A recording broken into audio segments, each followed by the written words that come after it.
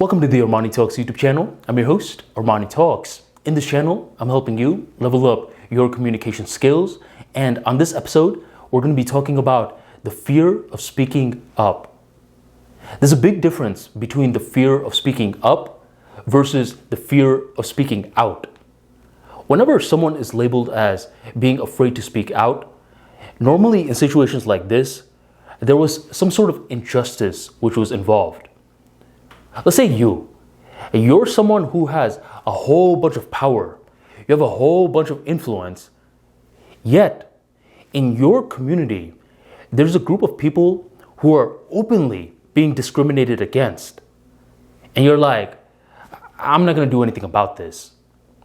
In the initial stages, others probably won't look to you too much.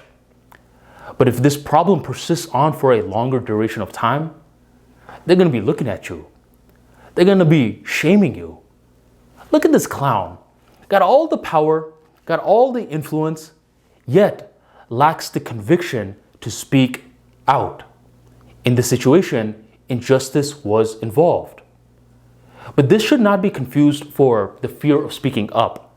The fear of speaking up is normally something that occurs on a much more individual basis, on a much more personal, intimate level. And this normally happens due to shyness. It could happen due to social anxiety.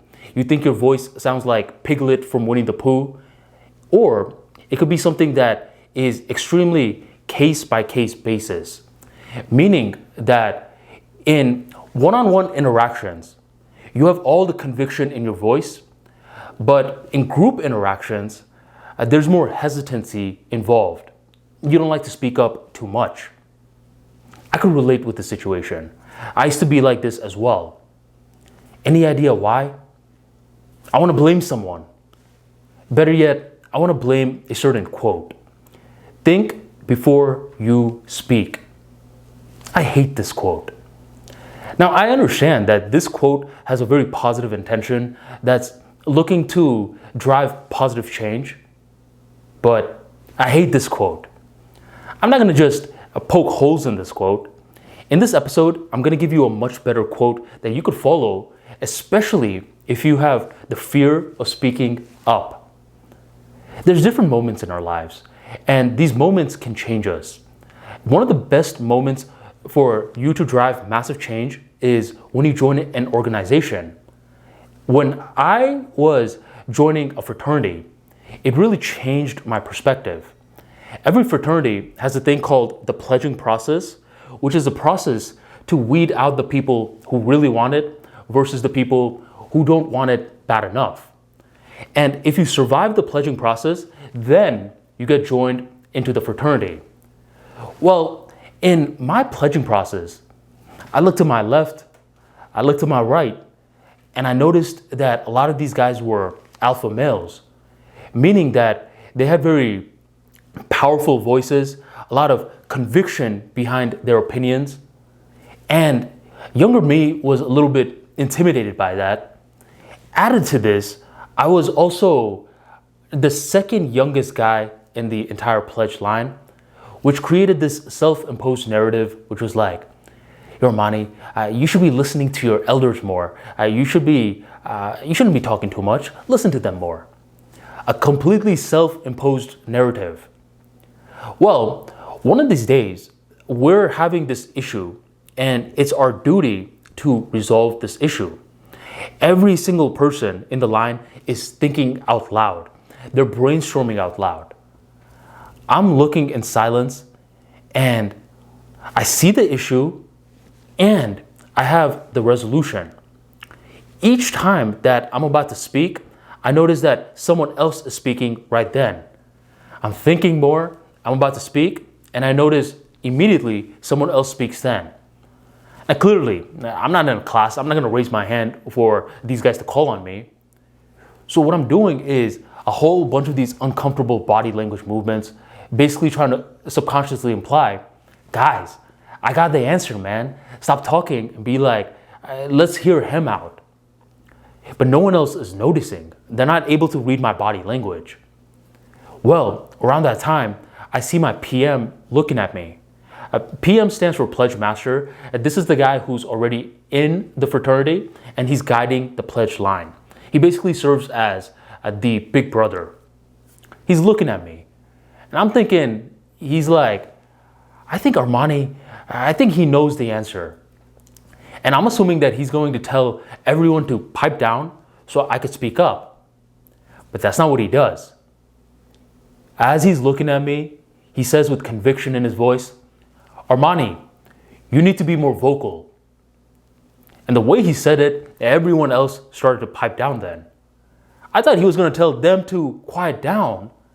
But the way he said it with so much conviction in his voice, even though normally he was like the jokester, I knew he was serious.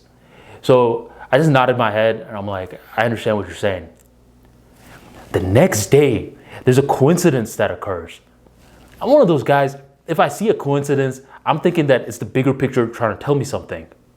Literally, the next day, my professor is like, class, today I'm not going to be lecturing. We're going to get in a circle and we're going to have a group discussion. Mind you, I am going to be grading you to see if you're going to participate or not. Well, as we get in this circle, pretty much everyone's participating beside myself and two other individuals. I'm like, good, I'm not the only one. But as more time is going by, these two individuals are participating as well. And you could tell the professor is this time looking at me. And other members in the class are like, is this guy gonna say anything? I don't think he's said anything yet. Eventually, I end up raising my hand and I'm saying a whole bunch of gibberish and I don't even make any sense. That's the only time that I spoke in that class discussion. A part of me started to think, 2 days in a row, you acted like this. Why? What was the common factor in both of these cases? It was think before you speak. The problem was that I was thinking too much and I kept thinking that once I articulated the words in my mind and I was then going to say it out loud, that the whole situation was going to stop for me. But each time I had the perfect line of words, each time the environment had completely shifted. The fraternity brothers were then talking about something else. The class discussions were talking about something else. Thinking before you were speaking was creating a very timid nature in me. And I was like, no, this isn't good. This quote needs to be played around with. And what did you discover? The better quote that I noticed is that you should be mindful while you speak. Think before you speak gets you to words focused. Mindful while you speak gets you more present focused, right here, right now. And the beauty regarding this philosophy, and I want you to really hear this line, is that it's much better to raise your hand, then know what you're going to say, rather than know what you're going to say, then raise your hand. Because for the first one, you condition an attitude of being bold. For the latter one, you condition an attitude of being a bystander. You're more passive. I really hope they call on me. I really hope they understand my body language movements. Where reality check, they don't. Most people, they have no clue how to read, speak, body language. So all these different movements, they have no clue what you're trying to say. And in both these situations, I was able to learn this. Don't think before you speak. Be mindful while you speak. And this randomly starts to shift a bolder attitude regarding future social interactions. Raise your hand before you have a clue what you're going to say. And weirdly enough, you're going to be very surprised by what comes out. But Armani, this is risky. What if I say something stupid? Now here's the thing. I've tried this many times. For the most part, you often don't say something stupid. Every now and then when you are talking, the reaction is these people nodding their heads like, yeah, which you probably weren't expecting. You probably were expecting like judgmental face, like, but no, a lot of these times these people are nodding their heads. And every now and then someone will start laughing, but it's because they're with you. It's like, this is a funny moment. And every now and then, I'd be a little remiss if I didn't say it, they do get a little mad. It's like, man, I should have been a little bit more mindful with my words. But this is surprisingly also a good problem because it conditions an abundance mindset towards people, and that little sting that you feel of like, I shouldn't say that, the subconscious mind picks it up and refines it for the next social interaction. So overall, I hate think before you speak. I truly do hate it. I understand the intention behind it, but truly, be mindful while you speak. This isn't to say don't be respectful. Be respectful, but get your words out there. The environment moves extremely quick, and I was able to learn that in the situation with the fraternity and the situation with the classroom that day. If you want more practical insights like this into the world of communication skills, be sure to sign up for my free daily newsletter, which goes out every single day at 7 p.m. Thousands of people have subscribed. What are you waiting for? Level up your mind and level up your way with words. The link will be in the description box along with the pinned comment right on below. And thank you for joining the Armani Talks YouTube channel.